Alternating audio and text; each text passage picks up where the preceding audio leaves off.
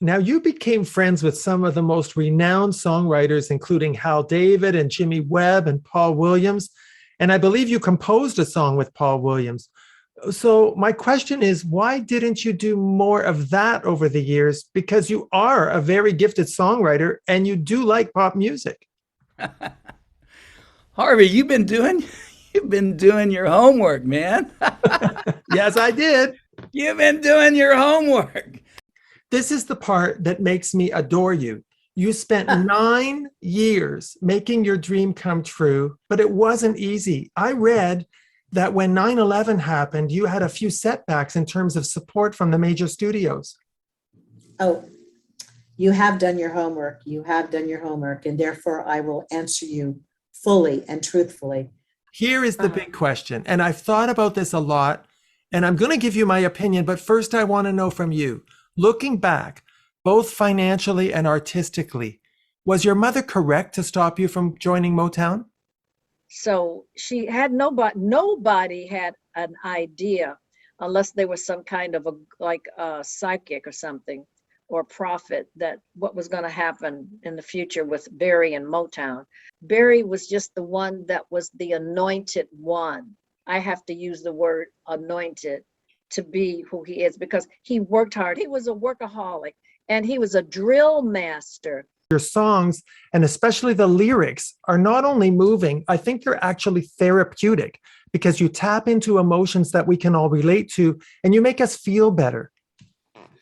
Well, I think there's something about, possibly it's a slight lack of sophistication from the very beginning, that rather than sitting down and writing these brilliant lyrics that were about life-changing decisions and oblique philosophies and the like, I wrote about what I needed. I'm lonely, pick me up and love me.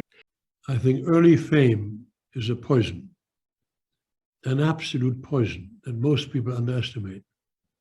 That applies to athletes, musicians, actors, anyone who becomes famous early on.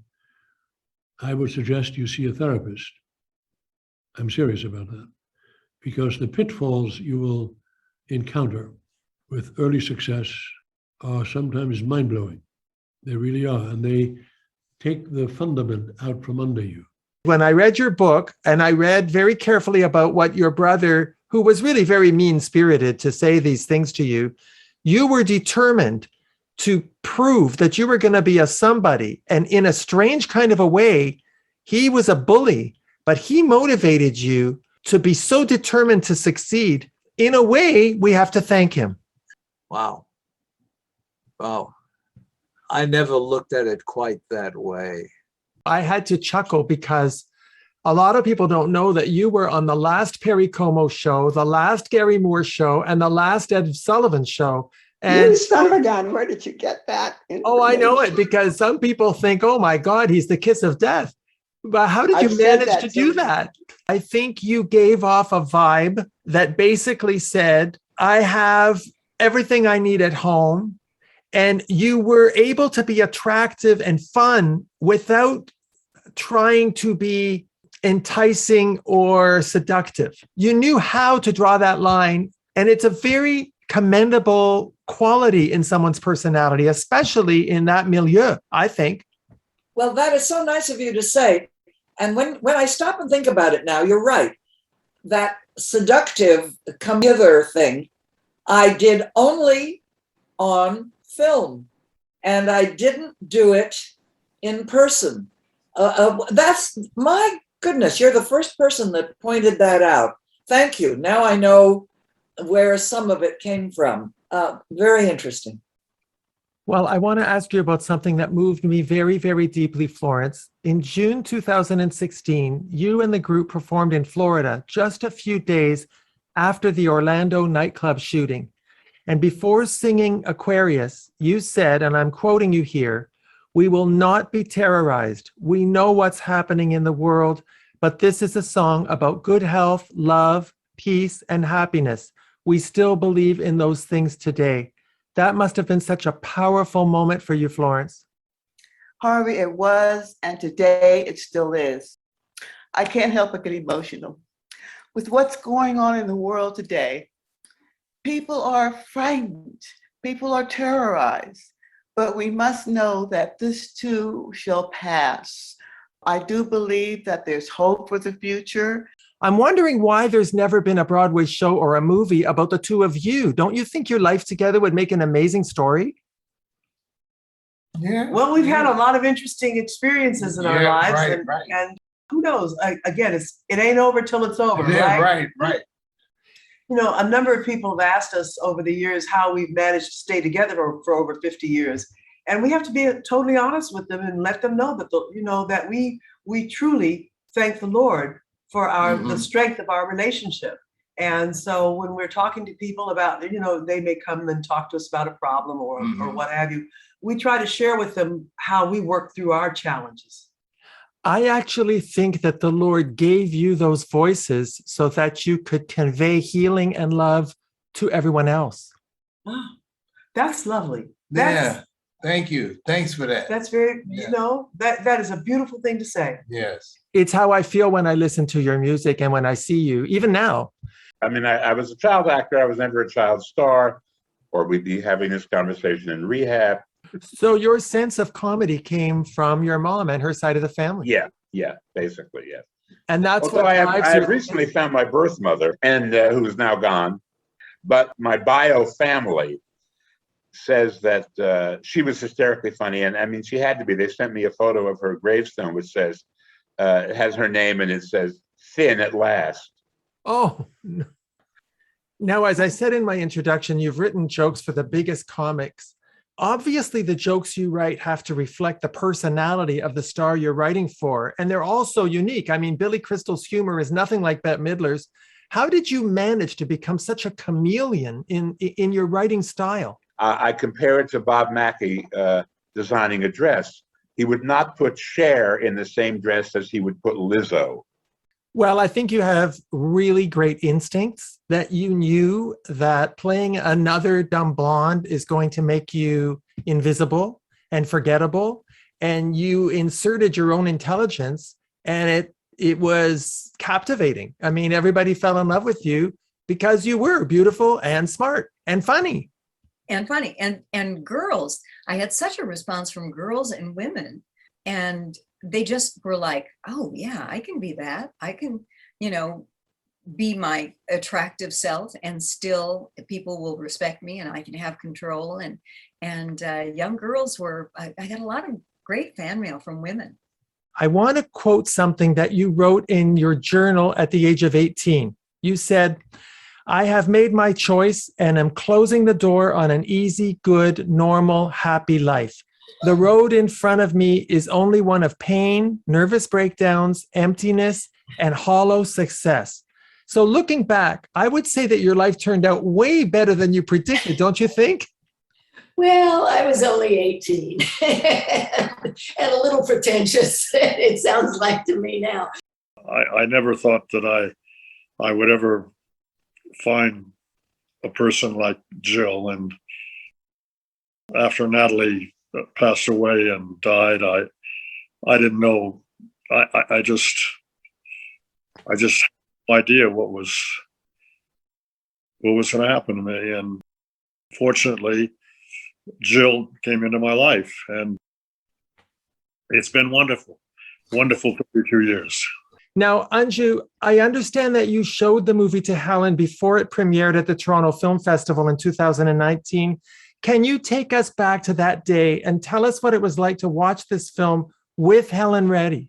Helen had been very supportive from the very beginning. She didn't originally want to make a film.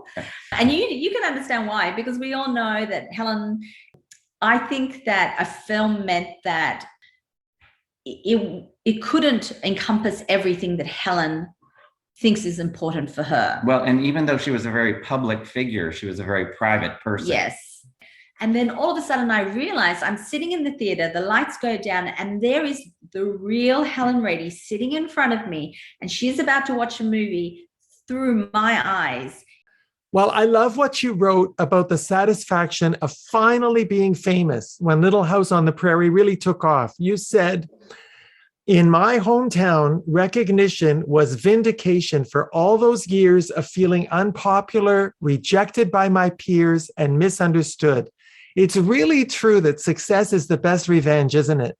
I certainly felt like that. I do too. Did your dad ever tell you, son, I'm really proud of your success? Well, to be completely honest, I don't really remember that. Really? Yeah.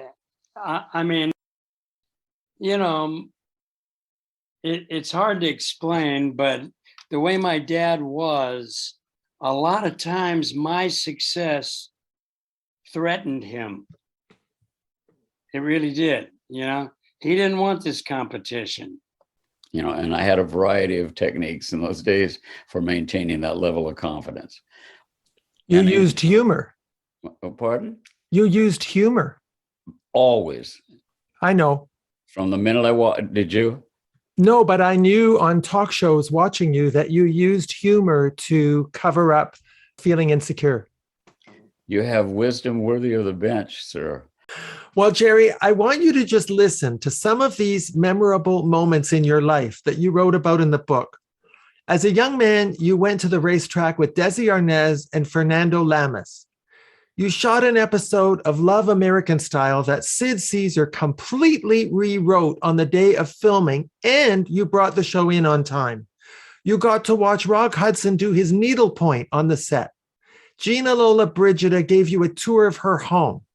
You were actually granted permission to shoot inside the Colosseum and the Vatican in a movie starring Gregory Peck, Christopher Plummer, and Sir John Gielgud. And you had a private tour of the Sistine Chapel with the curator. And you got to film at Michelli's, the most famous Italian restaurant in Hollywood. And that's just scratching the surface. Jerry, when you look back at your life, do you have to pinch yourself to realize the extraordinary career you've had? Well, boy, you've done a lot of research. That's great. Yeah. Now, so many child stars ended up having huge emotional problems and even serious drug and alcohol addictions. Both of your child co-stars on Family Affair had serious addictions, and poor Anissa Jones died of a drug overdose at the age of 18. But you never fell into that trap. Why do you think you were able to avoid those problems? Because I'm so crazy myself. Now, you've been in show business literally for your entire life. And so far as I can tell, you never fell into the trap that so many child stars did with substance abuse, emotional breakdown, even suicide attempts. How did you manage to stay so grounded and stable? Well, I'd have to say that my parents were a big part of it. What about Elizabeth Taylor? Did you ever get to know her well?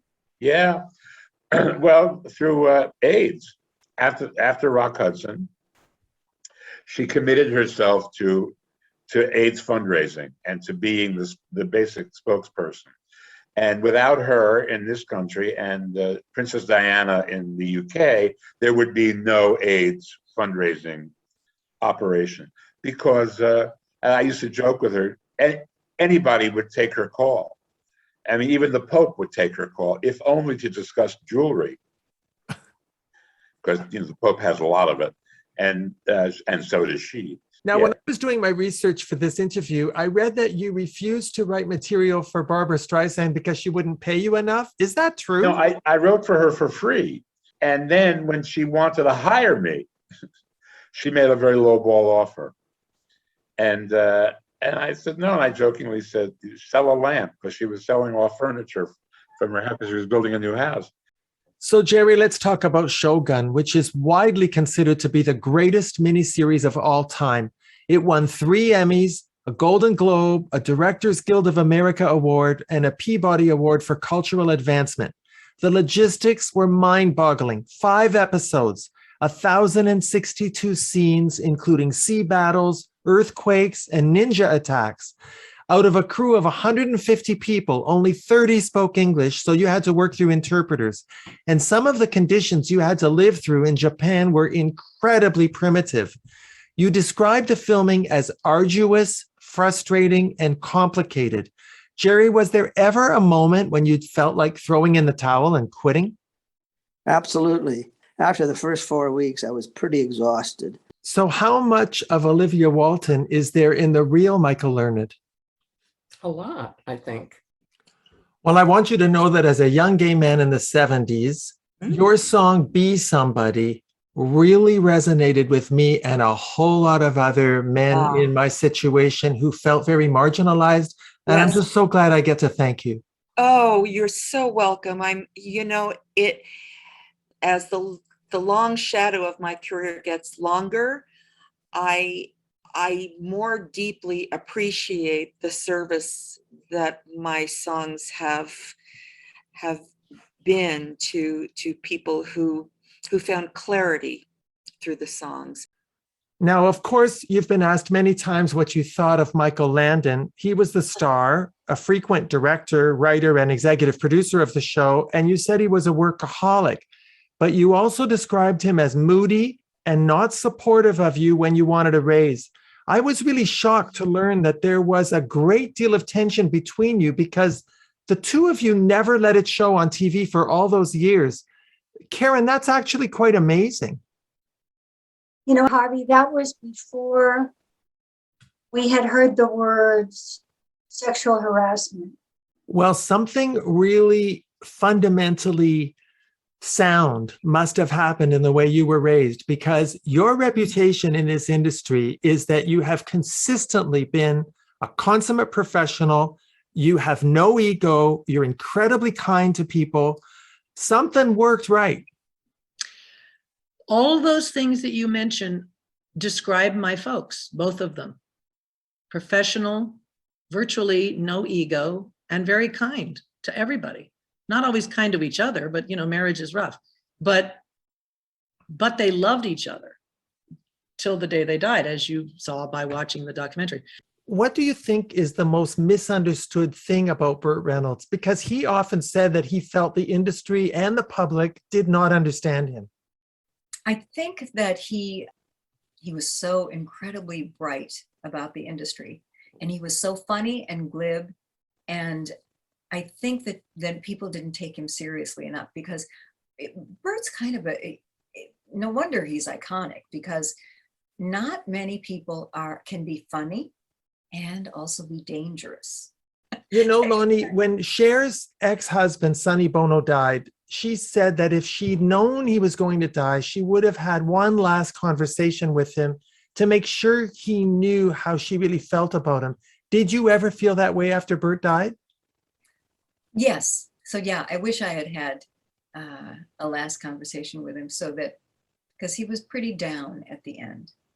Well, you wrote this about your life as Mrs. Aaron Spelling. You said, "My husband was a wonderful man, but he really did consider me a trophy wife. He didn't want me to have friends, talk to strangers, or interact more than superficially with the people he worked with. I was supposed to look good, be the best dressed, smile, entertain when asked, and be the ultimate model of the perfect Hollywood wife." So Candy, looking at the incredibly successful author, producer, and businesswoman that you are today, do you think your husband would like the woman that you've become if he were still alive? Oh, I think so. I think that he would be very proud. Your portrayal of Hot Lips is very different from Sally Kellerman's portrayal in the movie. Your characterization of Hot Lips was multidimensional, and she was someone that the audience could identify with because she seemed more human despite the tough exterior. Whose idea was it to shape that character the way you did? Oh, well, I'm the one who did it. But here's the thing. I never saw the movie. That's kind of a piece of trivia that people often laugh at. And I always found myself in her defense. She had about 22 minutes screen time. I had 11 seasons. I could really dig into that character. I really find out what made her tick. If you could be anyone whose voice you've imitated, who would you want to be?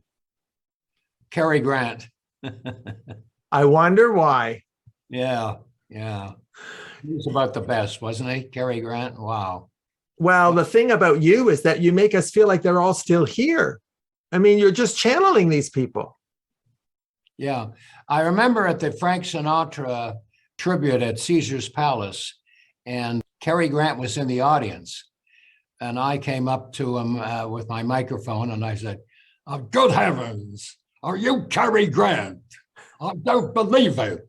And he said, "Yes, I am." I said, no, I don't think you are. Let me hear your Cary Grant." And he said, "Well, what do you want me to say?" I said, "Well, that's pretty good. Now do your Burt Lancaster." Well, you know what I think? When I watched you in all of those shows, Policewoman and Love Boat and all those shows, the feeling you gave to me as a fan was that working with the big stars made you feel validated in a way that songwriting didn't do for you back then. Am I right? Beyond, it's like I spent a lot of money on therapists, and you're doing a really good job.